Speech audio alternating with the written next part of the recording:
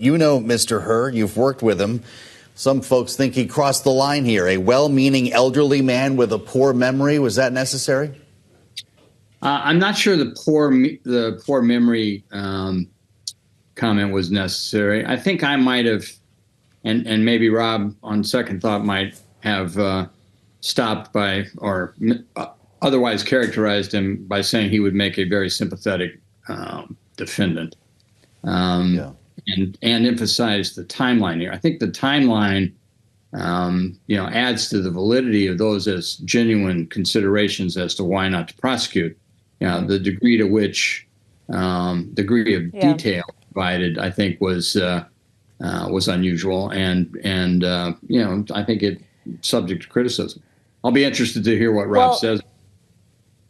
Yeah, and given you are an attorney, I'd like to ask you about that decision not to prosecute, knowing that in Donald Trump's classified documents case, he was charged with many felonies. 31 of the 37 felonies were willful retention of national defense information. 31 of those charges, after Robert Hur found that Biden also willfully retained classified documents. I went back to the Trump indictment just to get a sense of why these cases maybe would be different. The specific language does say that Trump did willfully retain documents and failed to deliver them to the officer and employee of the United States entitled to receive them. That is, that Trump, without authorization, retained at the Mar-a-Lago Club documents relating to the national defense. So is it about the duration of retention here? Why would Trump get charged with 31 felonies if Biden did not?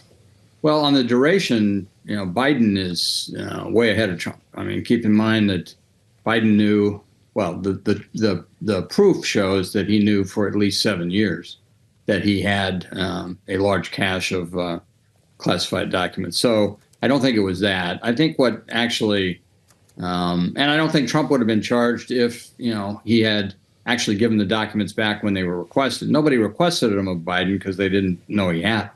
But I think, as the report reflects, this goes back to Biden's time in the Senate, which is, almost 2 decades ago. And I think that, I think under the totality of the evidence that's presented in this 347-page report, it's clear crimes were committed. What Rob concluded was, he might not be able to convict Biden because Biden would be a sympathetic witness. And I don't think he explained the timeline enough for people to really understand the importance of those considerations, because under current Justice Department policy, a president cannot be indicted while in office. So that means 2 years from now. And once indicted, it would take a year to a year and a half to get to trial. So, you're almost 4 years out from now when you would take this case to trial, and he's only going to become more sympathetic during that period. Now, how do you square that with the fact that he's likely to be president during that period? I think that's what concerns the White House these days. I'll ask you about the role the Attorney General played here, or did not play, as the case may be. Merrick Garland just basically let this pass through without edits, very different than the way Bill Barr handled Robert Mueller's report, certainly. I asked Michael Zeldin about that today, former federal prosecutor who served as an independent counsel in the George H.W. Bush administration, about the AG's role here. Here's what he said.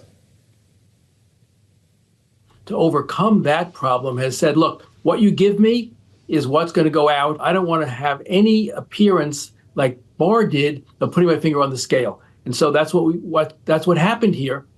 And I think that if we're a normal case, this report may not have seen the light of day in its current form.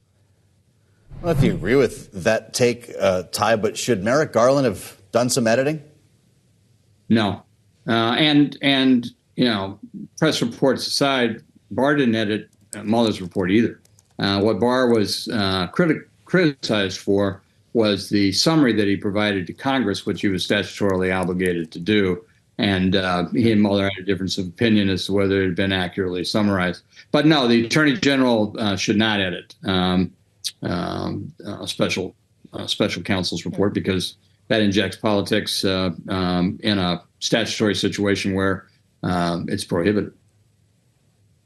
Well, Donald Trump certainly thinks politics are at play. He said so repeatedly, including in the aftermath of this report. He says it's proven evidence of a two-tiered justice system. I want to return, though, to something you said just a moment ago, the idea that President Biden couldn't be indicted right now because he is a sitting president. Donald Trump also has called into question whether he can be indicted even when he's not sitting in the Oval Office. He could, as soon as Monday, appeal that question to the Supreme Court after here in Washington, the appellate court said that he could indeed be prosecuted. Do you expect the Supreme Court would take that case, knowing they also now have to decide on Colorado's 14th Amendment decision as well? So I don't think the Colorado ballot case will play at all in their consideration with regard to whether they the immunity case. It seems like we're having a little bit of an issue with Ty Cobb's connection, but of course, sorry, Ty, if you can hear us, please go ahead. Yeah, no, so I was going to say the Supreme Court has several options in terms of how they could proceed. They could grant a stay, pull the judges, and deny cert. They could transform the stay request into a petition for cert and deny cert, or take certiorari and move quickly. And I think personally, and I believe I'm in the minority of constitutionalists on this, that there's a strong likelihood that they will not take the case. The Court of Appeals opinion is dispositive. There's really nothing to add to the jurisprudence here. The Supreme Court may feel it has to have the last word, but if they don't, the decision of the D.C. Circuit is, an epic, well-reasoned, consequential opinion that will, stand the test of many decades of reconsideration. We actually heard from former President Trump. He spoke following the arguments in front of the Supreme Court on Colorado's case, specifically against his name on the ballot. Here's what he said. Our Supreme Court hopefully will be doing something in terms of helping our country and preserving democracy. We have to preserve our democracy. And I think they had a very, very interesting day and a very beautiful day, perhaps. I think it was really a very beautiful sight to watch. A beautiful day on the court, Ty Cobb. It sounds to me, if I'm understanding you right, though, that he should be preparing for a court date with Jack Smith at some point here before the election.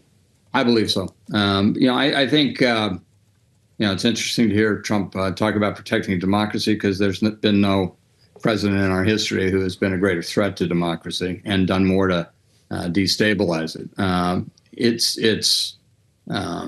Trump doesn't really care about democracy. He does care about what happens to him, and I think he's concerned about the Jack Smith case going to trial.